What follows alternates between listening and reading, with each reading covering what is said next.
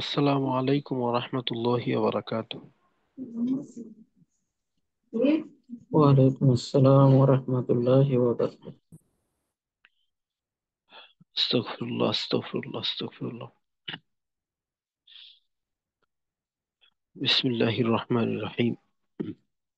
আল্লাহুম্মা সাল্লি আলা মুহাম্মাদ ওয়া আলা আলি মুহাম্মাদ কামা সাল্লাইতা আলা ইব্রাহিম ওয়া আলা আলি ইব্রাহিম ইন্নাকা হামিদুম মাজিদ।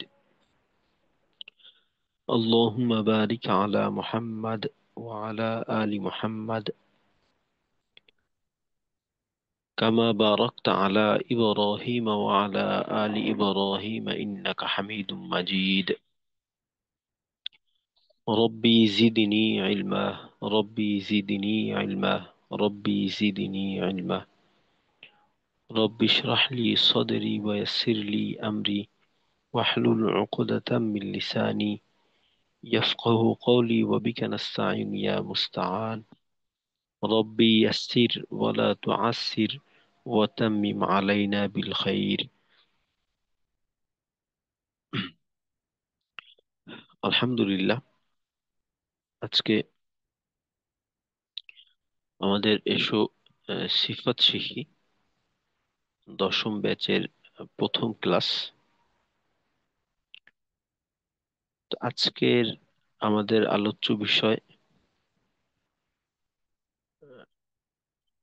সহিশুদ্ধভাবে কোরআন তেলাওয়াতের প্রয়োজনীয়তা বা গুরুত্ব। দ্বিতীয় বিষয়টা হলো তেলাওয়াতের যে সমস্ত ভুলগুলি হয় আর কি, অর্থাৎ তেলাওয়াতের ভুল, এগুলি নিয়ে আমরা আলোচনা করব।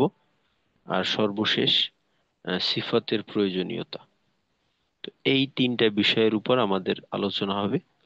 আর এর সাথে যেহেতু আমাদের আজকে প্রথম দিন, তো আমরা পারস্পরিক একটু পরিচিত হব, ইনশাল্লাহ, যাতে করে আমাদের এই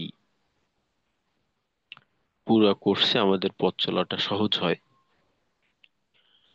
তো প্রথম দিন হিসেবে আমাদের কিছুটা পাথেও নিতে হবে, অর্থাৎ কিছু, যেহেতু আমরা একটা সফরের জন্য প্রস্তুত হয়ে আসছি, তো এই সফরটা যেন ঠিকঠাক মতো আমরা শেষ করতে পারি বা এই পথটা আমরা পাড়ি দিতে পারি। তো এর জন্য আমাদের কিছু সামানা প্রয়োজন। তো ইনশাল্লাহ এইসব বিষয়েও কিছু টুকটাক আলোচনা হবে। তো যেহেতু আজকে প্রথম দিন, এখনো সবাই হয়তো জয়েন হইতে পারে নাই, তো আমরা আস্তে আস্তে পরিচিত হইতে থাকি ইনশাল্লাহ। তারপর আমাদের আলোচনা শুরু করব। তো আমাদের পরিচয়টা হবে এভাবে যে আমরা আমাদের নাম এবং অবস্থান এবং কোন কাজের সাথে যুক্ত আছি, তো এইটা বলবো। আর যদি এসো তাজবিদ শিখি এর সাথে কোনো সম্পর্ক থেকে থাকে, অর্থাৎ আমরা আহ, কোনো ব্যাচের সঙ্গে যদি যুক্ত থেকে থাকি, তো ওইটা আমরা বলবো আর কি। তো প্রথমে আমি আমার পরিচয়টাই দিয়ে নিই। তা আমি, আমার নাম হলো আব্দুর রহমান। আর আমি শিক্ষকতা পেশার সঙ্গে যুক্ত। আর এসো তাজবিদ শিখে এই পরিবারের সঙ্গে দীর্ঘ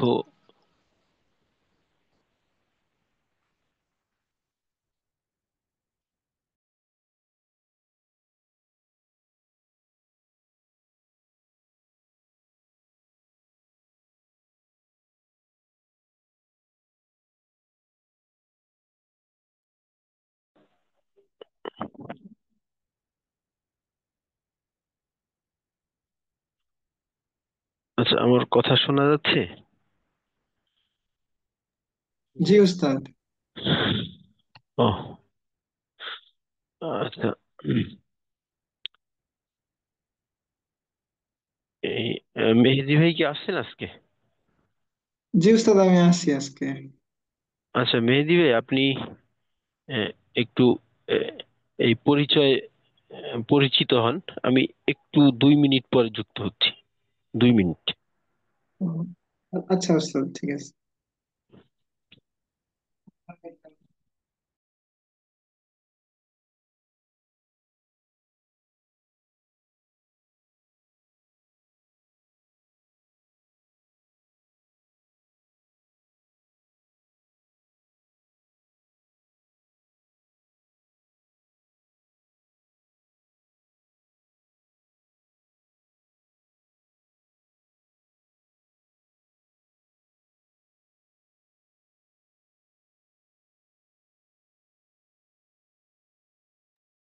আসসালামু আলাইকুম সবাইকে। আজকে ওই উস্তাদ সম্ভবত একটু অসুস্থ, উনি হয়তো কোনো কাজে গেছে। আপনারা চলে যায়েন না।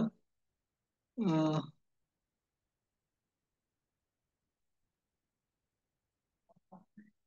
এখানে অনেক ভাই কিন্তু হচ্ছে আগেও আমাদের এখানে ক্লাস করছে। এই যে মেহেদি হাসান ভাই আছে, আরিফ ভাই আছে, আমার হয়তো ওনারা চিনে।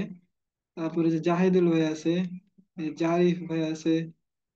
আহ আর বাকিদের এরকম চিনি না হয়তো, কিন্তু ওনারা হয়তো আমাকে চিনে।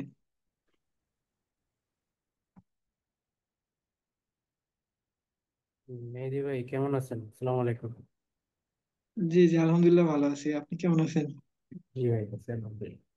আমি একটু আসতেছি, 2টা মিনিট, হ্যাঁ। হ্যাঁ মানে, জানেন না ওস্তাদ, আমার যতদূর মনে হলো অসুস্থ, তো উনি পরিচয় পর্ব নিলে ভালো হবে। আমি তো জি জি জি, আমি আসতেছি পরিচয় পর্ব দুইটা নিলে মিনিট কেমন দেখে। 2টা মিনিট পরে আসতেছি। হ্যাঁ হ্যাঁ উস্তাদ, একটু গেছি, দাঁড়ান, হয়তো উনি অসুস্থ একটু। জি। আচ্ছা ঠিক আছে, আসসালামু আলাইকুম।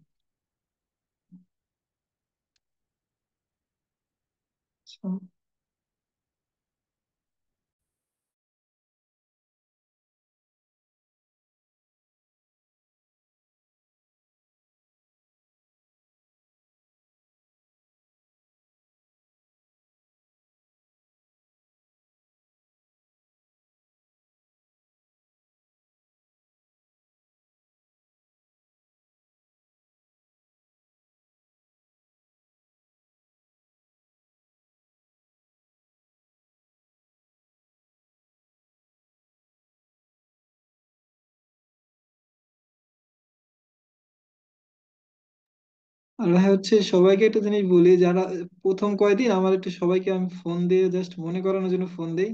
তো যদি কেউ বিরক্ত হবেন না আশা করি। আর সবাই একটু নিজের নামটা দিয়ে যদি ইন করতেন, তাহলে হচ্ছে আমার ফোন দিতে সুবিধা হয়, তাহলে আর তাকে আর ফোন করতাম না। মানে প্রথম দিন অনেকে ভুলে যায় যে আজকে ক্লাস ছিল।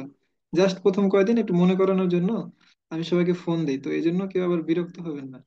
জুস তো আসছে, উনি ইনশাল্লাহ কথা বলবেন। আস্তাগফিরুল্লাহ। যে আমার একটা লোক আসছিল একজন, তো জরুরি একটু কথা ছিল, তো এই জন্য একটু দেরি হয়ে গেল। তো এই জন্য আপনাদের কাছে আন্তরিকভাবে দুঃখিত এবং ক্ষমা প্রার্থী। আচ্ছা, আমরা একটু পরিচিত হতে যাচ্ছিলাম আর কি। তো ইনশাল্লাহ এবার তাহলে আমরা একে একে একটু পরিচিত হয়ে নেব। তো প্রথমে নাম এবং আমাদের যে পেশায় নিয়োজিত আছি, তো এইটা, এবং কোথায় থাকি, এবং যদি এসো তাসবিহ শিখি কোনো ব্যাচের সঙ্গে আমাদের সম্পৃক্ততা থেকে থাকে, তো ইনশাল্লাহ ওইটা উল্লেখ করব। আর আমাদের কয়েকজন ভাই আছেন যে যাদের আর কি নাম দেওয়া নেই, তো আমরা সবাই আমাদের নামটা দিয়ে নেব এখানে, আইডিতে আমাদের নামটা দিয়ে নেব। আচ্ছা, প্রথমে আছেন আহ, আচ্ছা, নাম তো এখানে দেওয়াই থাকবে। তো প্রথমে আছেন আব্দুর রাজ্জাক ভাই। আসসালামু আলাইকুম রহমতুল্লাহ। ওয়ালাইকুম আসসালাম রহমতুল্লাহ। আমার নাম তো লেখাই আছে, মোহাম্মদ আব্দুর রাজ্জাক। আমি ইতিপূর্বে অবশ্য একটা কোর্স করেছি আমি। এই করোনা কালে অনেকগুলো কোর্স করেছিলাম আর কি, তার মধ্যে হয়তো কমন টমন থাকতে পারে আর কি। আমি অবস্থান করি রাজশাহীতে, বসবাস করি রাজশাহীতে আমি, ইনশাল্লাহ। এই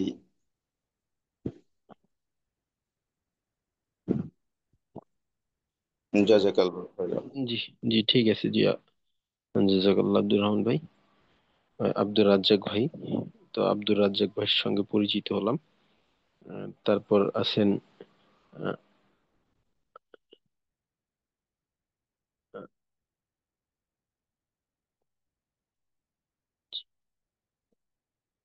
আচ্ছা, তারপর আছেন হায়াত ভাই।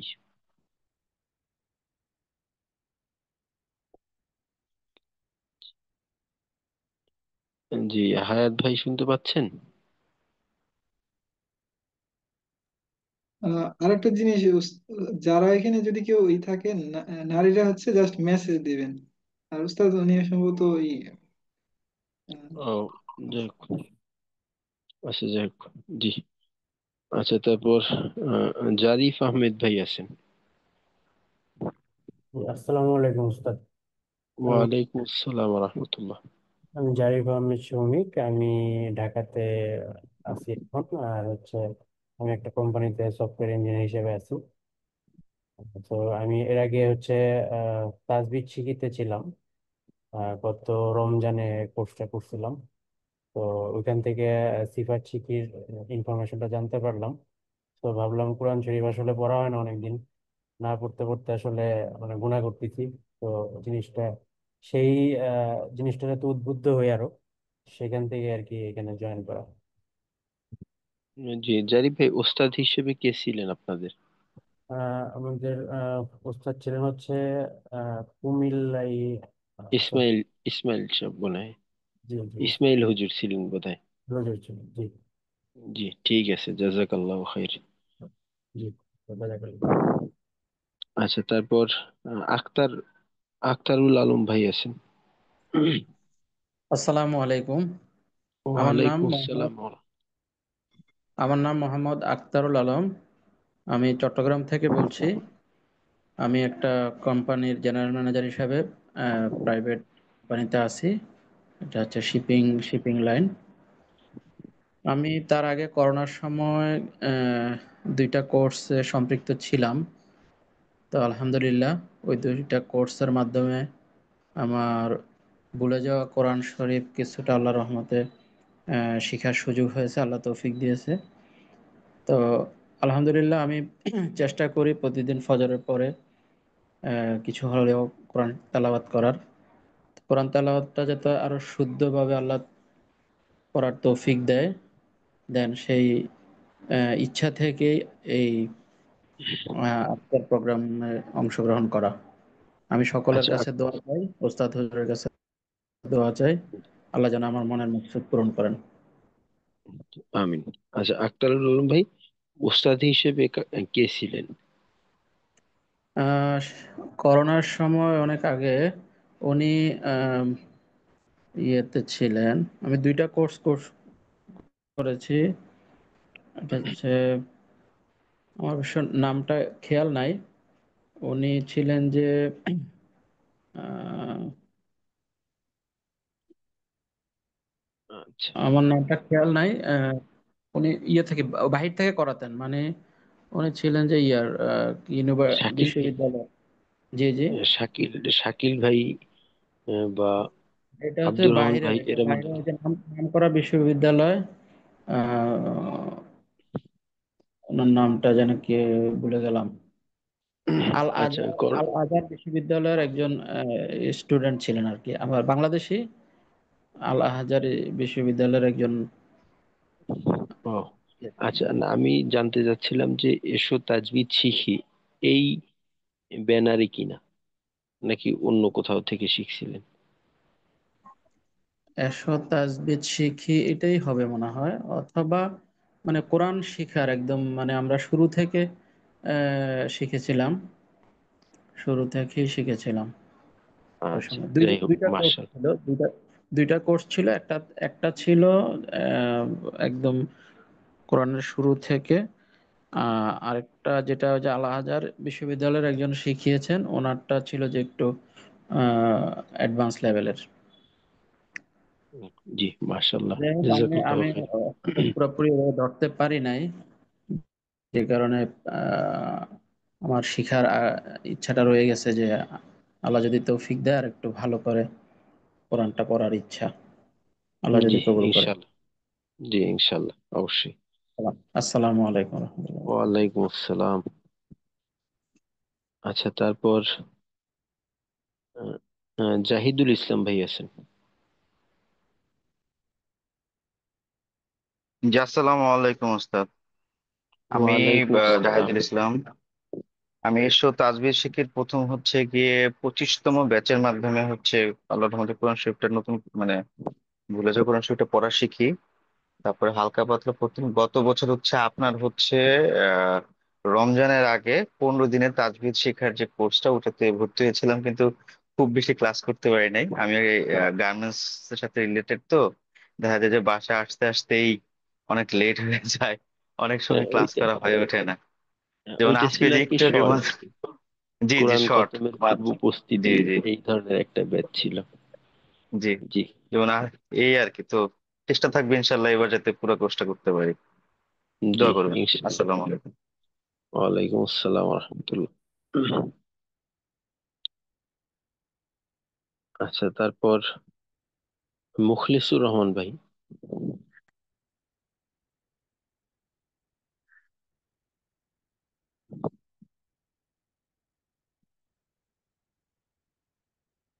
জি, মুখলিসুর রহমান ভাই আছেন। তারপর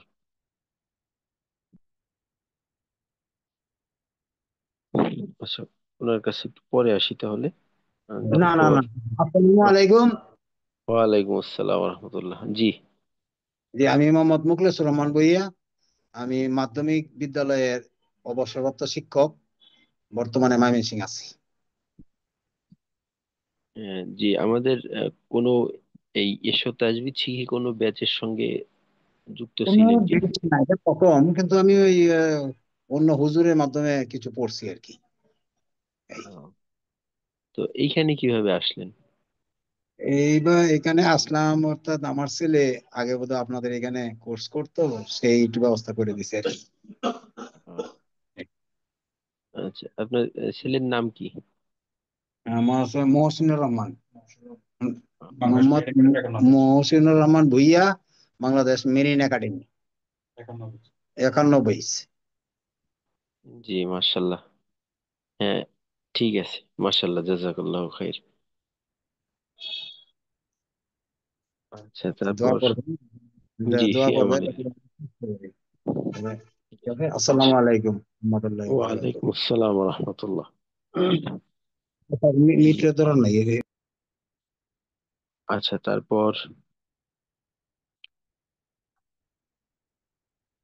রাফিজুল হক ভাই।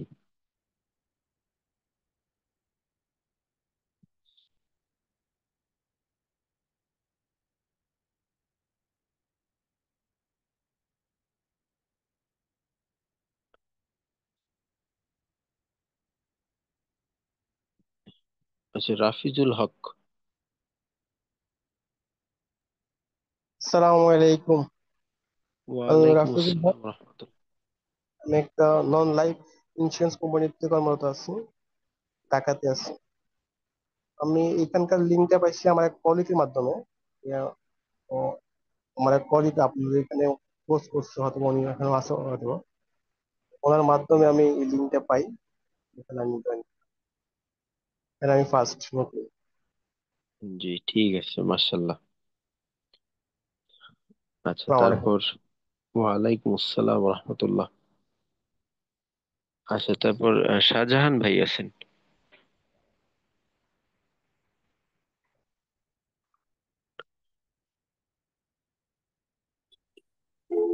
আসসালামু আলাইকুম। ওয়ালাইকুম আসসালাম রহমতুল্লাহ। তো যে আমি একটু রাস্তায় আছি, আমি অবশ্য পুরোপুরি বুঝতে পারি নাই। জি শাহজাহান ভাই আর কি, আমি তো আপনাকে চিনতে পারছি, বাকি সবাই ইনশাল্লাহ, জি বাকিরাও একটু পরিচিত জি। হোক আর কি, আচ্ছা আচ্ছা পরিচয় পর্ব চলতেছিল আর কি। আচ্ছা আচ্ছা আচ্ছা আচ্ছা, সরি, হ্যাঁ পরিচয় পড়বো, জি জি, সরি, আমি প্রথম থেকে ছিলাম না তো। আমি আসলে পুরাতন স্টুডেন্ট। আমি মনে করছি আমার আরেকটু ঝালাই করা দরকার।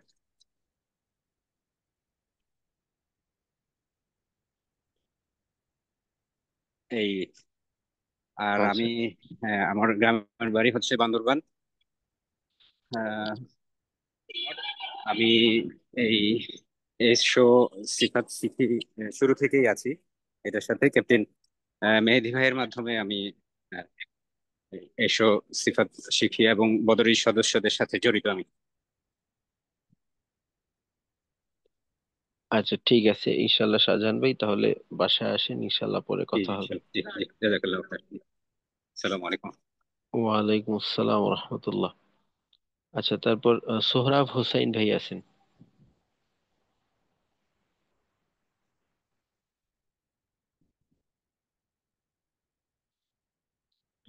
সোহরাব হোসাইন। সালাম আলাইকুম। জি, ওয়ালাইকুম আসসালাম।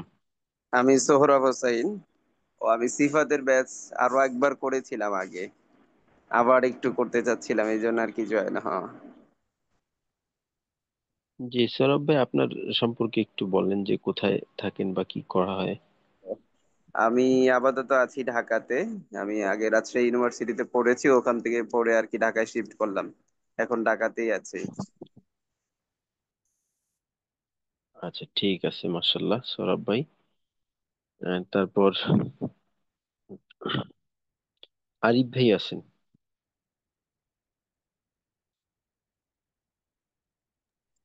আসসালামু আলাইকুম। ওয়ালাইকুম আসসালাম রহমতুল্লাহ। আরিফুল ইসলাম আরিফ, আমি ঢাকায় থাকি, বেসরকারি চাকরি করি। আর এসব তাজবিদ শিখি ব্যাচের মানে ইয়ের সাথে 5-6 নাম্বার ব্যাচ থেকে পরিচয় আর কি। ওস্তাদ ছিলেন আহ, মেরিনের এক ভাই, পরে মুফতি ইসমাইল ছিলেন একবার ওস্তাদ। রিসেন্টলি আর একটা ইয়ে করলাম, সেখানেও মুফতি ইসমাইল ছিলেন ওস্তাদ। আর আপনার কাছে একবার ওই এসো সিফাত শিখি শুরু করছিলাম, দুর্ভাগ্যক্রমে শেষ করতে পারিনি আর কি।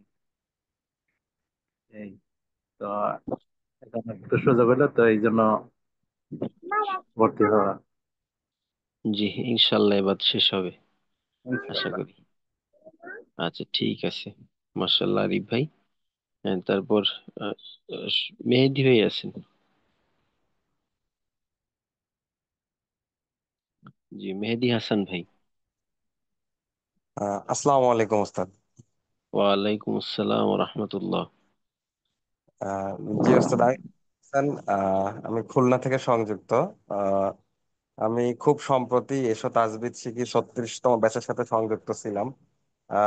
তারপরেই আবার তখনই আপনারা বলেছিলেন, উপদেশ দিয়েছিলেন যে এরপর যেন সিফাত শিখার কোর্স হলে যেন অবশ্যই যুক্ত হওয়ার চেষ্টা করি। তো এরপরেই দেখলাম যে আল্লাহর রহমতে আপনারা এই কোর্সটা লঞ্চ করেছেন।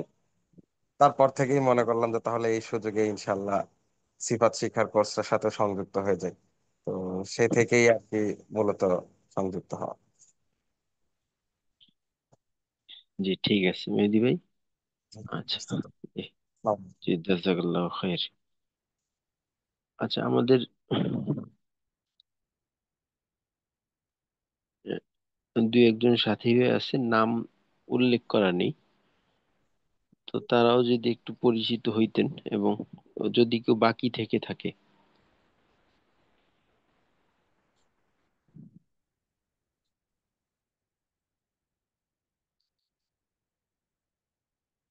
জি, কেউ কি বাকি আছি আমরা পরিচিত হতে?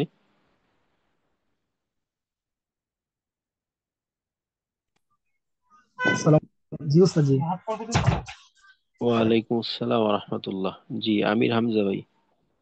জি, আমি এতক্ষণ এই যে এখানে ভালো করে মানে জয়েন হতে পারছিলাম না, তো আরেক ভাইয়ের মাধ্যমে এখন নামটা লিখলাম আর কি, তো অন্য নাম ছিল এখানে। জি জি ওস্তাদ জি, আমি হচ্ছে যে আপনার জেনারেল লাইনে আর কি মাস্টার্স করতেছি বর্তমানে।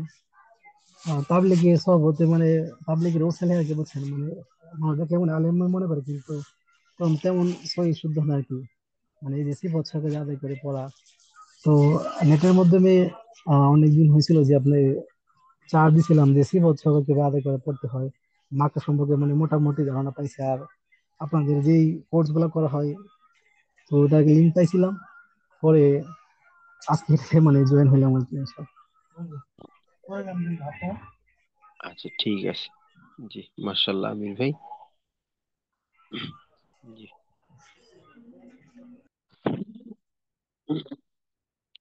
জি। আলহামদুলিল্লাহ, আমরা পরিচিত হলাম।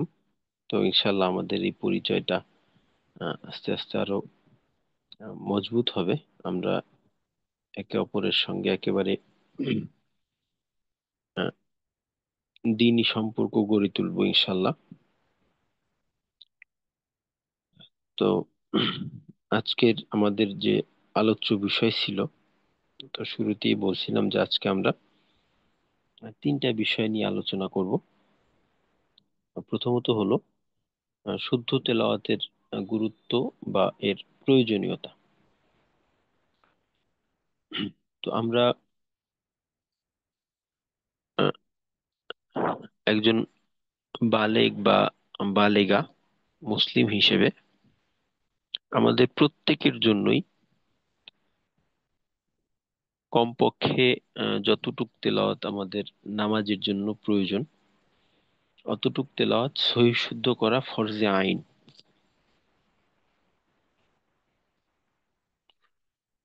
এতটুক তেলাওয়াত আমাদের অবশ্যই সহি শুদ্ধ করে নিতে হবে। আর বাকি পূর্ণ তেলাওয়াত যেটা কিনা ধরেন আমি দেখে দেখে পড়তে পারি, বাকি এটা আমার মুখস্থ নেই, বা নামাজের জন্য আমি অন্য অংশ দিয়ে নামাজ আদায় করি, যে অংশ দিয়ে নামাজ আদায় করি ওইটা সহি শুদ্ধ আছে, তাহলে এই ক্ষেত্রে বাকি পুরা কোরআন এইটাও আমার উপরে একটা দায়িত্ব যে এইটা সহি শুদ্ধ করে নেওয়া। যদিও এইটার বিধান একটু শিথিল, এটা ফরজে আইনের পর্যায়ে যাবে না, তবে এটা অত্যন্ত ফজিলতপূর্ণ একটা আমল। আমরা জানি যে কোরআন তেলাওয়াতের কত ফজিলত। যদি দায়িত্বর কথা বলি, দায়িত্বর ক্ষেত্রে কমপক্ষে যতটুক নামাজের জন্য প্রয়োজন এটা অবশ্যই আমাকে সহিশুদ্ধ করতেই হবে। যদি এইটা আমার সহিশুদ্ধ না থাকে, অবশ্যই এর জন্য আমাকে কাঠগড়ায় দাঁড় করানো হবে এবং এর জবাবদিহিতা আমাকে অবশ্যই করতে হবে, কারণ এটা নামাজে প্রয়োজন। আর তেলাওয়াতের ব্যাপারে যে আমরা জানি যে তেলাওয়াতটা হলো, হাদিসের মাঝে আসছে যে আফদলুল ইবাদাতি তিলাওয়াতুল কোরআন।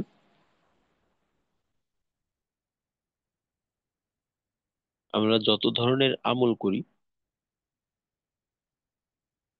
এর ভিতরে সবচাইতে নফল আমলের ভিতরে সবচাইতে উৎকৃষ্ট ইবাদত বা সবচাইতে শ্রেষ্ঠ আমল হলো কোরআন তেলাওয়াত করা। আর কোরআন তেলাওয়াত এমন একটা আমল যেটার মাধ্যমে সবচাইতে দ্রুত আল্লাহ রাব্বুল আলামিনের নৈকট্য লাভ করা যায়। আর সেক্ষেত্রে অবশ্যই আমার তেলাওয়াতটা সহি শুদ্ধ হতে হবে। যদি আমার তেলাওয়াতটা ঠিক না থাকে, তো তাহলে অবশ্যই এর মাধ্যমে আমি আল্লাহ রাব্বুল আলামিনের নৈকট্য অর্জন করতে পারবো না, বরং হিতে বিপরীত হবে। তো এই জন্য আমার তেলাওয়াতটাকে সহিশুদ্ধ করে নিতে হবে। তাছাড়া আমি যখনই তেলাওয়াত করি তখনই আমার তেলাওয়াতটা সহিশুদ্ধ হতে হবে, চাই সেটা নামাজে হোক। এখন যদি কেউ মনে করে যে নামাজে যেহেতু তেলাওয়াত ফরজ, তো এক্ষেত্রে নামাজে যখন তেলাওয়াত করব ওই সময়ের তেলাওয়াতটা সহিশুদ্ধ হতে হবে। আর বাকি যখন আমার এটা ফরজ থাকবে না সেক্ষেত্রে তেলাওয়াতটা একটু দুর্বল হলে সমস্যা হবে না। তো বিষয়টা মোটেও এমন না, কারণ কোরআনে কারিমের মাঝে স্বয়ং আল্লাহ রাব্বুল আলামিন বলেন যে ওয়ারাত্তিলিল কুরআনা তারতিলা, যে তোমরা কোরআনকে তারতিলের সাথে তেলাওয়াত করো। আর মুফাসসিরগণ এই তারতিল এর অর্থ হিসেবে যেটা বলেন ওটা হলো তাজবিদ সহকারে তেলাওয়াত করা, অর্থাৎ সহি শুদ্ধভাবে তেলাওয়াত করা। কোরআন সর্ব অবস্থাতেই আমাকে সহি শুদ্ধভাবে তেলাওয়াত করতেই হবে। সহি শুদ্ধ ব্যতীত কোরআন তেলাওয়াতের কোনো সুযোগই নেই। তো এই জন্য একটা মাসালা বলা হয়, যদি কোনো ব্যক্তি কোনো ব্যক্তির তেলাওয়াত সহি শুদ্ধ না থাকে, তো ওই ব্যক্তির জন্য নফল তেলাওয়াত এইটা নিষেধ। নিষেধ বলতে এটা তার জন্য গুনার কারণ। তো এখন সে কি করবে? তেলাওয়াত বাদ দিয়ে দিবে? না, সে শিখবে। আর সে যখনই তেলাওয়াত করবে তখন সে শেখার নিয়তে তেলাওয়াত করবে, চর্চার জন্য। শেখার ক্ষেত্রে, এই তেলাওয়াতের ক্ষেত্রে তার যে সমস্ত আদেশ নিষেধ আছে, যে সমস্ত বিধানাবলী আছে, এই বিধানাবলী প্রথমে তার জানতে হবে, এবং যখনই সে তেলাওয়াত করবে তখন ওই অনুযায়ী তার তেলাওয়াত করার চেষ্টা করতে হবে। তো চেষ্টা করতে গিয়ে ভুল হতে পারে, তো এইটা শিক্ষার্থী হিসেবে তার ক্ষেত্রে ওইটা ছাড় থাকবে। বাকি যদি কেউ কারো তেলাওয়াত সহি শুদ্ধ নেই, তো সে স্বাভাবিক তেলাওয়াত করলো, শেখার নিয়ত করলো না, তো তার জন্য তেলাওয়াত করা নিষেধ। বিষয়টা স্বাভাবিকভাবে শুনলে একটু অন্যরকম মনে হতে পারে। তো এটার ব্যাপারে হাদিসের মাঝেও পাওয়া যায়, যে হাদিসের মাঝে বলা হয়েছে যে রুব্বা কারিন ইয়াকরাউল কুরআন ওয়াল কুরআনু ইয়ালআনু। তো অনেক সময় দেখা যায় অনেকে তেলাওয়াত করে আর কোরআন তার জন্য লানত করতে থাকে, যেখানে কিনা বলা হয়েছে যে কোরআন হলো সর্ব উত্তম ইবাদত। আফদালুল ইবাদাতি তিলাওয়াতুল কোরআন, কোরআন তেলাওয়াতকে হাদিসের ভাষায় সর্ব উত্তম ইবাদত বলা হয়েছে। অথচ সর্ব উত্তম ইবাদত করতে গিয়ে সে লানতের ভাগীদার হচ্ছে, কোরআন তার জন্য লানত করতেছে। কত ভয়াবহতা! তো এর একটা অন্যতম কারণ হলো তিলাওয়াতকে তার হক আদায় না করে করা, অর্থাৎ তিলাওয়াতকে সহি শুদ্ধ না করা। কারণ তিলাওয়াতের ক্ষেত্রে আমার সর্বদাই একটা বিষয় মাথায় রাখতে হবে, যে কোরআন এটা সরাসরি আল্লাহ রব্বুল আলমিনের বাণী, এটা আল্লাহ রব্বুল আলমিনের কথা, যেটা কিনা পুস্তক আকারে আমাদেরকে দেওয়া হয়েছে। তো এখানে সামান্যতম পরিবর্তন, পরিবর্ধন, এটা কোনোভাবেই গ্রহণযোগ্য হবে না। তো এই জন্য অবশ্যই আমাদের তিলাওয়াত করতে হবে, এবং আমাদের এই তিলাওয়াতটা অবশ্যই অবশ্যই সহি শুদ্ধভাবে হতে হবে। অর্থাৎ যেভাবে এই আল্লাহ রসুল সাল্লাল্লাহু আলাইহি সাল্লাম তিলাওয়াত শিখাইছেন, ওইভাবেই আমাদের করতে হবে। কারণ কোরআনকে আল্লাহ রব্বুল আলামিন জিবরাইল আলাইহিস সালামের মাধ্যমে যেভাবে আল্লাহ রসুলকে শিখাইনো হয়েছে, ওইভাবেই আল্লাহ রসুল সাল্লাল্লাহু আলাইহি সাল্লাম উম্মতকে শিখাইছে। আর আমাদের দায়িত্ব হলো সেভাবেই তেলাওয়াত করা যেভাবে আমাদেরকে শিখানো হয়েছে, অর্থাৎ আল্লাহ রব্বুল আলামিন যেভাবে এই কোরআনকে অবতীর্ণ করছে। আর কোরআন তেলাওয়াতের ফজিলতের কথা যদি বলা হয়, তো কোরআন তেলাওয়াতের ফজিলতের বর্ণনা এটা অনেক দীর্ঘ, যেটা দীর্ঘ একটা সময়ের ব্যাপার। তো সংক্ষেপে আমরা কম বেশি সবাই জানি, জানার পরেও একটু স্মরণ করিয়ে দেওয়া, যে কোরআন তেলাওয়াত এমন একটা আমল যেটার প্রত্যেকটা হরফের বিনিময়ে 10টি করে নেকি পাওয়া যায়। এটা হলো কম পক্ষে 10টি করে নেকি পাওয়া যায়। আর আল্লাহ রাব্বুল আলামিন চাইলে এর পরিমাণটা অসংখ্য গুণ বেড়ে যাবে, কম পক্ষে এর কমের সুযোগ নেই। তো ইনশাল্লাহ আমরা অবশ্যই কোরআন তেলাওয়াতের ব্যাপারেও সজাগ থাকবো, অর্থাৎ বেশি বেশি তেলাওয়াত করার চেষ্টা করব, এবং অবশ্যই আমাদের তেলাওয়াতটা যেন সহি শুদ্ধ হয়, এই দিকে আমাদের লক্ষ্য রাখতে হবে। তো দ্বিতীয় বিষয়টা হলো যে আমরা সাধারণত তেলাওয়াত করতে গিয়ে যে ভুলগুলি করি, তো তেলাওয়াতের ভুলকে দুই ভাগে বিভক্ত করা হয়। একটাকে বলা হয় লাহনে জলি, আর একটাকে বলা হয় লাহনে খফি, অর্থাৎ ছোট ভুল, বড় ভুল। আর প্রথমত হলো ছোট ভুল, যেটার মাধ্যমে দেখা যায় যে এই ভুলটা হলে সাধারণত শব্দের গঠনের মাঝে কোনো পরিবর্তন আসে না, আর এর পরিবর্তনটা আসে সৌন্দর্য এর সাথে সম্পর্ক থাকে, সৌন্দর্য নষ্ট হয় বা এই ধরনের। তো তেলাওয়াতের মাঝে যদি ছোট ভুল হয়, তো সেক্ষেত্রে এটা অর্থের পরিবর্তন ঘটাবে না, এবং এর মাধ্যমে নামাজ নষ্ট হয়ে যাওয়ার কোনো সম্ভাবনা নেই, নামাজও নষ্ট হবে না। তো অবশ্যই আমাদের তেলাওয়াতের ক্ষেত্রে সব ধরনের ভুল থেকেই বাঁচার চেষ্টা করতে হবে, কারণ আমাদের তেলাওয়াতটা সর্বোচ্চ চেষ্টা থাকবে যেন এটা মানব দৃষ্টিতে কোনো প্রকার ত্রুটিযুক্ত না হয়।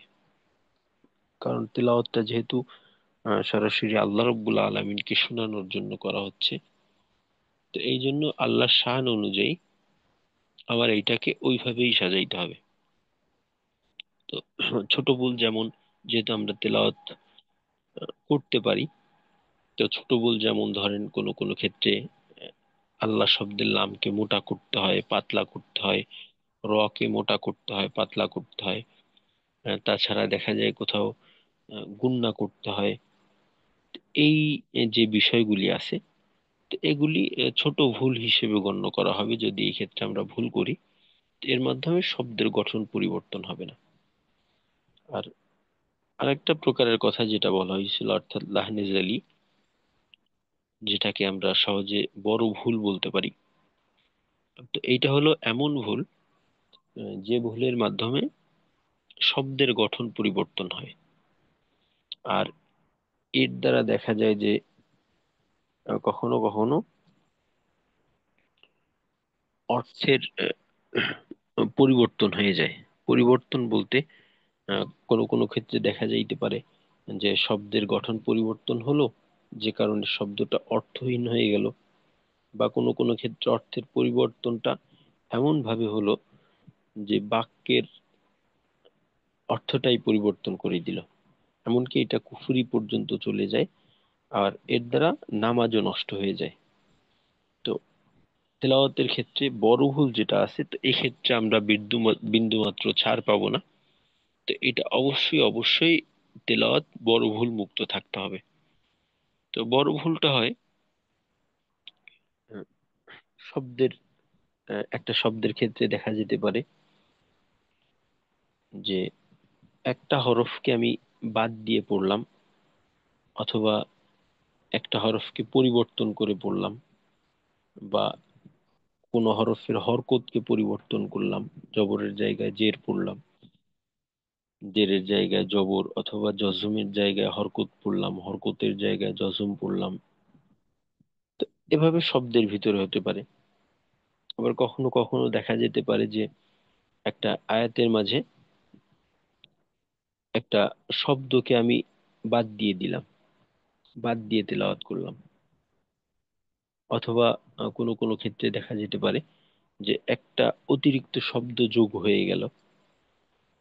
এই যে ভুলগুলি আছে, তো এগুলিকে বড় ভুল হিসেবে গণ্য করা হবে। তো এর মাধ্যমে যদি এমন হয় যে অর্থটা পুরো বিকৃত হয়ে গেল, যে উল্টা অর্থ হয়ে গেল, তো সেক্ষেত্রে আমার নামাজ নষ্ট হয়ে যাবে। তো যেহেতু সাধারণত সাধারণ মানুষ যারা আছে, তো তাদের ক্ষেত্রে দেখা যায় যে অর্থ বুঝে না, অর্থ বুঝতে পারে না। তো তার পক্ষে বোঝাও সম্ভব না যে আদৌ তার তেলাওয়াতের মাধ্যমে নামাজ হলো কি হলো না। তো এই জন্য আমাদের খুব বেশি সতর্ক থাকতে হবে যেন আমাদের এমন ভুল হয়ে না যায়। আর সর্বোপরি যেটা বললাম যে তেলাওয়াতের একটা আদব হলো এই, যে তেলাওয়াতকারী যিনি তেলাওয়াত করেন আহ, সে মনে মনে এই খেয়াল করবে যে আমি আল্লাহ রাব্বুল আলামিন আমাকে বলছেন যে পড়ো, দেখি কত সুন্দর করে পড়তে পারো, আমি শুনি। তো তেলাওয়াতকারী এই খেয়ালটা মাথায় রাখবে, আল্লাহ আমাকে এটা বলতেছেন, এবং তেলাওয়াতকারী আল্লাহকে শোনানোর জন্য তেলাওয়াত করতেছে। যে তেলাওয়াতকারী দিলে দিলে এই খেয়াল করবে যে আমি আল্লাহ রাব্বুল আলামিনকে শোনানোর জন্যই তেলাওয়াত করছি। এটা হলো তেলাওয়াতের একটা আদব। তো যেহেতু আমি আল্লাহকে শোনানোর জন্য তেলাওয়াত করতেছি, তো সেই ক্ষেত্রে আমার তেলাওয়াতটা সর্বপ্রকার ভুল ত্রুটি মুক্ত হতে হবে। কারণ আমার অলসতা বা অবহেলা, এই কারণে যদি আমি এমন তেলাওয়াত আল্লাহকে শুনাই যেটা কিনা ত্রুটিপূর্ণ, তো এটা বড় ধরনের একটা বেয়াদবির শামিল। তো অবশ্যই এই ব্যাপারে আমাদের সজাগ থাকতে হবে যেন আমরা এই ধরনের ভুলের মাঝে না পড়ি। আর তৃতীয় যে বিষয়টা, যেটা কিনা আমাদের এই কোর্সের সঙ্গে রিলেটেড, সিফাতের প্রয়োজনীয়তা। তা আমরা এই ব্যাচের সঙ্গে যারা যুক্ত হয়েছি, অনেকেই হয়তো আমরা সিফাত এর সঙ্গে পরিচিত না, কেউ হয়তো আংশিক পরিচিত, মোটামুটি ভাবে ধারণা আছে। অনেকে হয়তো আমরা মোটেও সিফত এই বিষয়টার সঙ্গে পরিচিত না। আর এই বিষয়টা দেখা যায় যে সাধারণভাবে আমরা যারা নিজ অবস্থানে থেকে কোরআন শিখছি, তো ওইভাবে সর্বক্ষেত্রে শিখানো হয় না আসলে। এইটা সিফতের বিষয়টা সাধারণত দেখা যায় যে যারা মাদ্রাসায় পড়ে, আহ, এই আলোচনাটা সাধারণত তাদের ওই ওই পরিবেশেই সীমাবদ্ধ থাকে। এই বিষয়টাকে একটু কঠিন মনে করা হয় আসলে। বিষয়টা একটু কঠিন হলেও এটা যদি নিয়ম মাফিক পড়া হয় বা একটা কৌশল অবলম্বন করে পড়া হয়, তো ওই ক্ষেত্রে বিষয়টা আসলে কঠিন না, বরং একটা মজাদার বিষয়। তো এটাকে একটু কঠিন মনে করা হয়, যে কারণে দেখা যায় যে আহ, সাধারণ পর্যায়ে এটার আলোচনা ওইভাবে করা হয় না। তবে চেষ্টা করা হয় উচ্চারণের মাধ্যমে এটার বাস্তবায়ন করার। বিষয়টা আলোচনা না করলেও উচ্চারণের ক্ষেত্রে যে সমস্ত ওস্তাদগণ অভিজ্ঞ, তারা উচ্চারণের ক্ষেত্রে বিষয়টাকে ক্লিয়ার করার চেষ্টা করেন, বাকি ওই বিষয়টা নিয়ে আলোচনা করেন না। তো সিফাত বিষয়টা কি? তো সিফাতের বিষয়টা বুঝতে হলে আহ, প্রথমে আমরা তাজভিদের সংজ্ঞাটা একটু জানার চেষ্টা করি। তাজভিদ, আমরা তাজভিদ তাজভিদ বলি বা শুনি।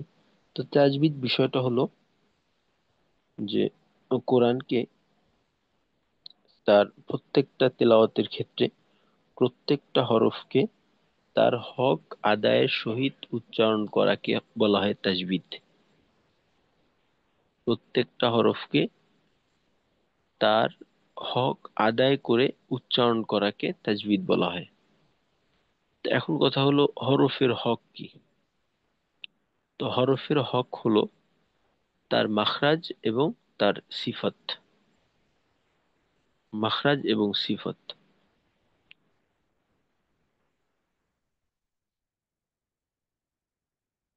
সিফাত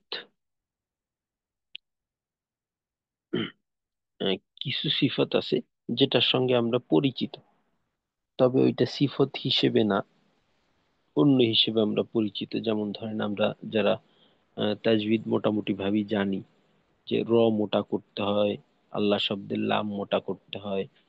তো এই ধরনের বিভিন্ন বিষয় আছে, যেমন গুন্না, এই ধরনের বিষয় আছে। এটাও এক ধরনের সিফতের অন্তর্ভুক্ত।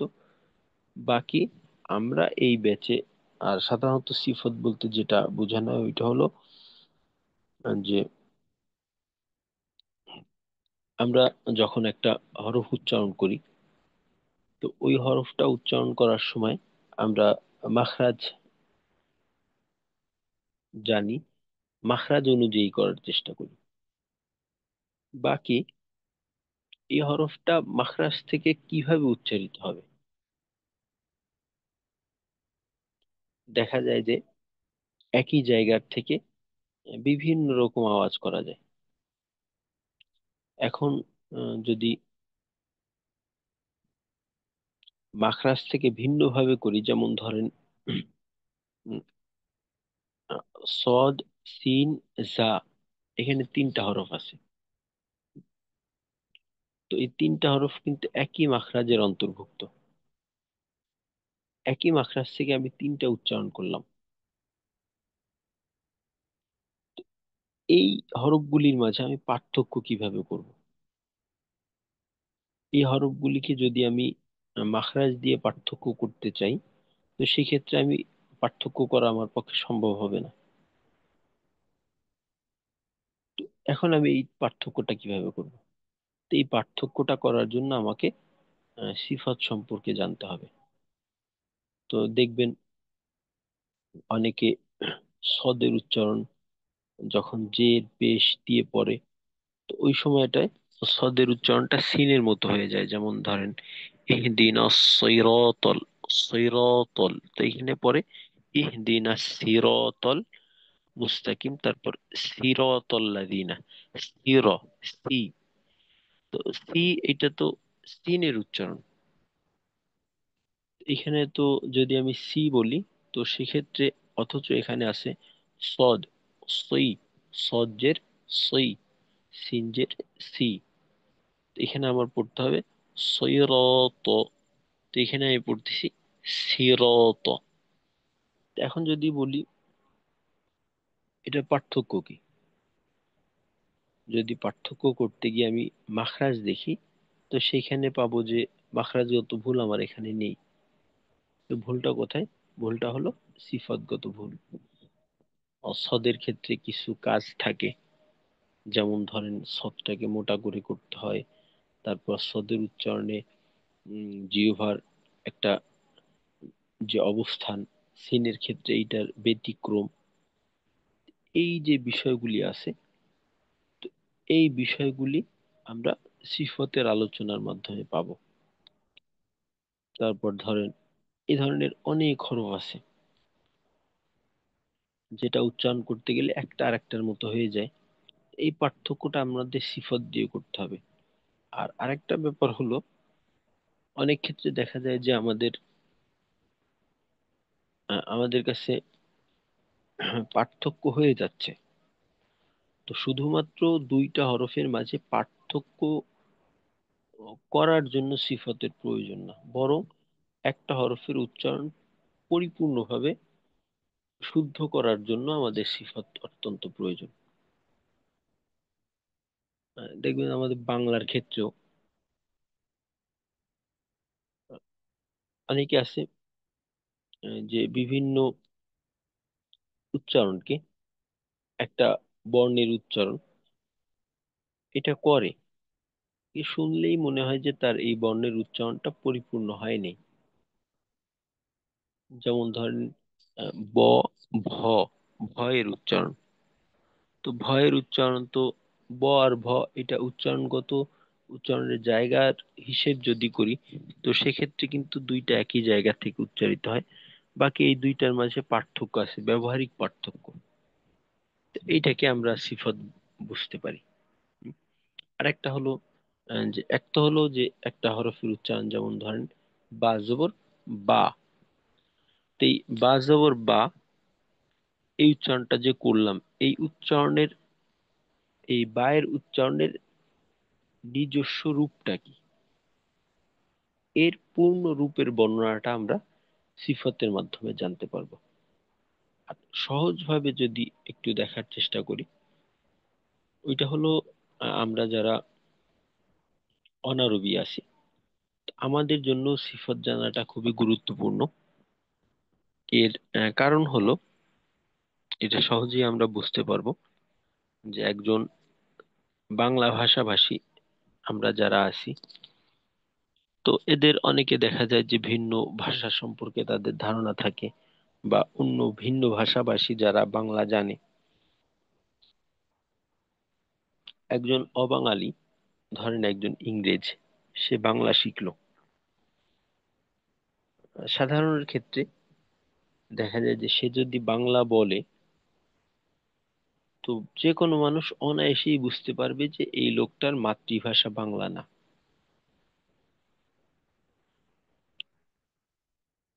বা একজন আহ, বাঙালি, সে যদি ইংরেজিতে কথা বলে, একজন ইংরেজ, শতকরা 90 ভাগ মানুষ বা তার থেকেও বেশি, 90-99 ভাগ বাঙালি যে কিনা ইংরেজি বলতে পারে, সে যদি ইংরেজি বলে, তো একজন ইংরেজ সে সহজেই বুঝতে পারবে যে এই লোকটা ইংরেজি মাতৃভাষার লোক না।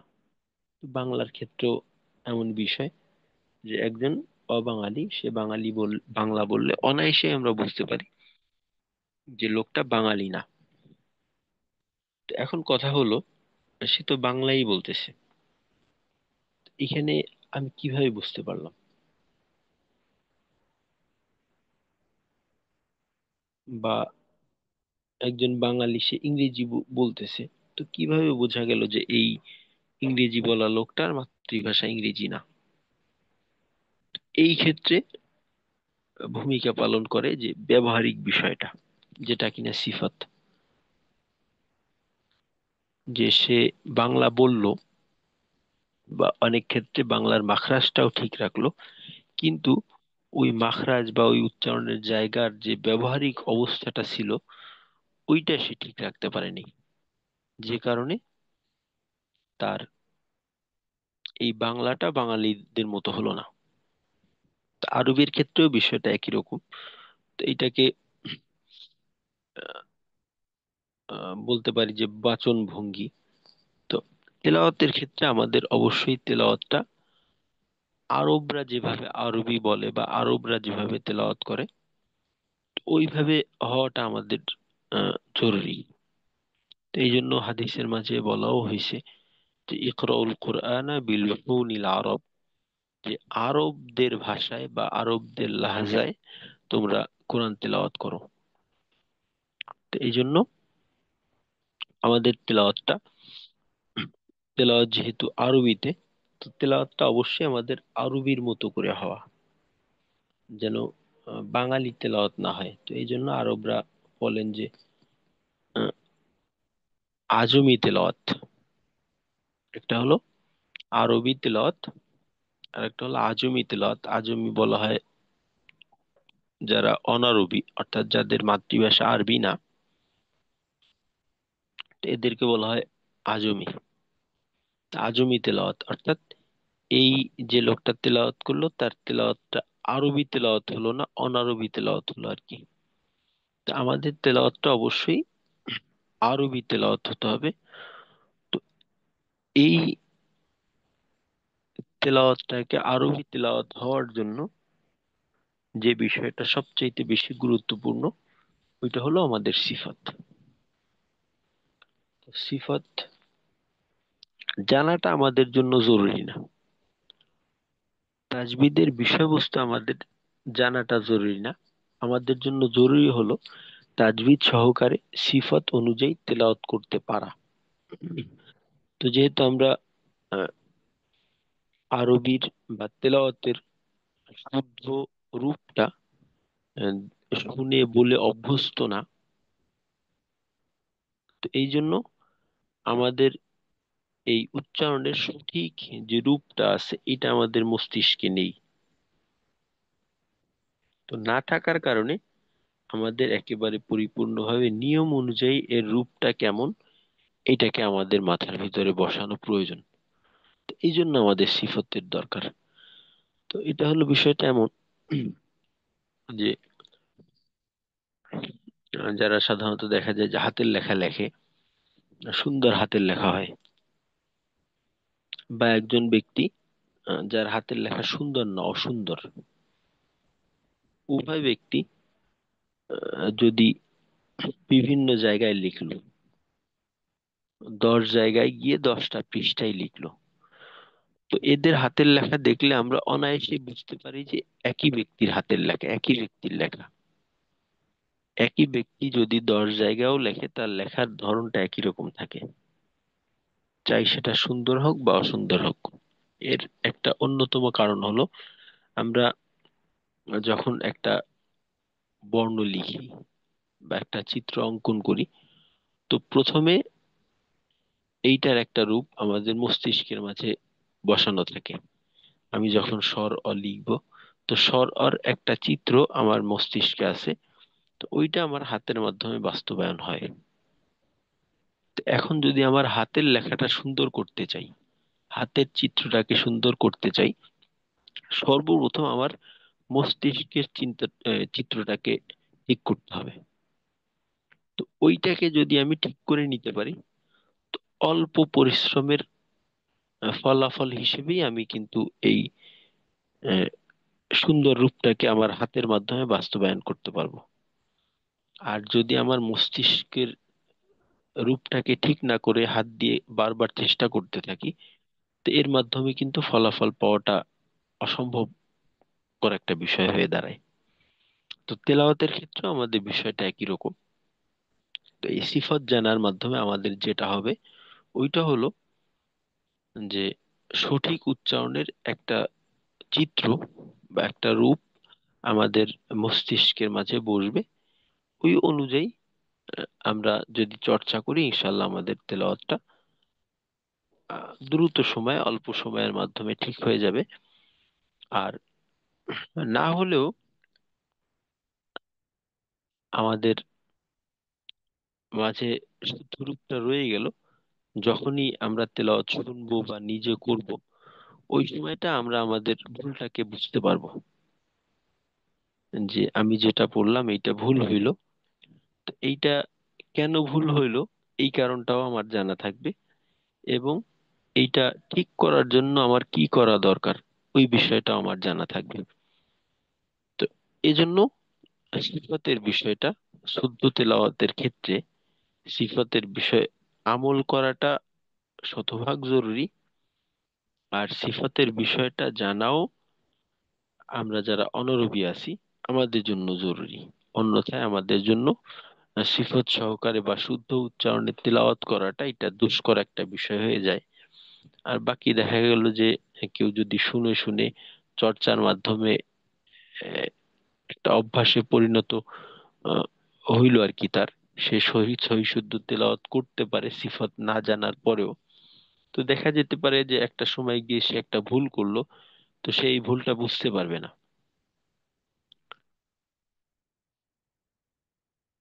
যদি তার সিফাত জানা থাকতো বা থাকে, তো সেক্ষেত্রে সহজেই সে তার নিজের ভুলটাকে নির্ণয় করতে পারবে, এবং এর থেকে বের হওয়ার পথটাও তার জানা থাকবে। তো এই জন্য আমাদের শুদ্ধ তেলাওয়াতের ক্ষেত্রে সিফাতের গুরুত্ব অপরিসীম, খুবই গুরুত্বপূর্ণ একটা বিষয়। তো ইনশাআল্লাহ আগামী ক্লাস থেকে আমাদের সিফাতের বিষয়ে আমাদের আলোচনা শুরু হয়ে যাবে, বা বলতে পারি যে আগামী ক্লাস থেকে আমাদের সবক শুরু হয়ে যাবে। তো আজকে আমাদের আলোচনা এতটুকুই থাকবে। আর বাকি ইনশাআল্লাহ আমরা যারা উপস্থিত আছি আজকে, তো ইনশাআল্লাহ আল্লাহ রাব্বুল আলামিনের কাছে আমরা দোয়া করব যেন আল্লাহ রাব্বুল আলামিন যে উদ্দেশ্য নিয়ে আসছি, তো এই ক্ষেত্রে যেন আমরা সফল হতে পারি। আর ক্লাসের উপস্থিত হওয়ার ক্ষেত্রে আমাদের খুব বেশি সজাগ থাকতে হবে, কারণ দেখা যায় যে প্রাথমিক অবস্থায় আমাদের যে আগ্রহটা থাকে, পরবর্তীতে দেখা যায় যে শয়তানের ধোঁকায় আমরা ওই আগ্রহটাকে হারাই ফেলি। তো এক্ষেত্রে আহ, ক্লাসের একেবারেই নিজেকে মজবুত করে নিতে হবে, যে একেবারে অঙ্গীকারবদ্ধ হতে হবে যে ইনশাল্লাহ যে কয়টা ক্লাস, অর্থাৎ 36টা ক্লাস বাকি রইল আর 35টা, তো 35টা ক্লাসের প্রত্যেকটা ক্লাসে আমরা থাকবো। তা আমাদের কোনো ক্লাস যেন মিস না যায়, আর একেবারে যথাসময়ে ইনশাল্লাহ আমরা উপস্থিত হব,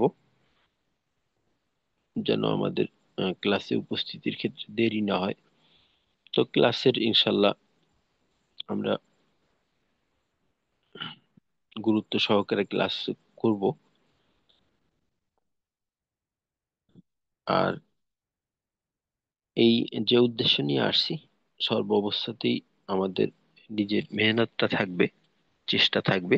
আর আল্লাহ রাব্বুল আলমিনের কাছে দোয়া করতে থাকবো যেন আল্লাহ রাব্বুল আলমিন আমাদেরকে এই ক্ষেত্রে সফলতা দান করেন, এবং এর মাধ্যমে, এই পরিশ্রমের মাধ্যমে যেন এটাকে যেন আল্লাহ রাব্বুল আলমিন আমাদের নাজাতের ওসিলা বানাই দেন। তো আজকে তাহলে এতটুকুই থাকলো, ইনশাল্লাহ আগামী ক্লাসে কথা হবে। আসসালামু আলাইকুম ওয়া রাহমাতুল্লাহি ওয়া বারাকাতুহু।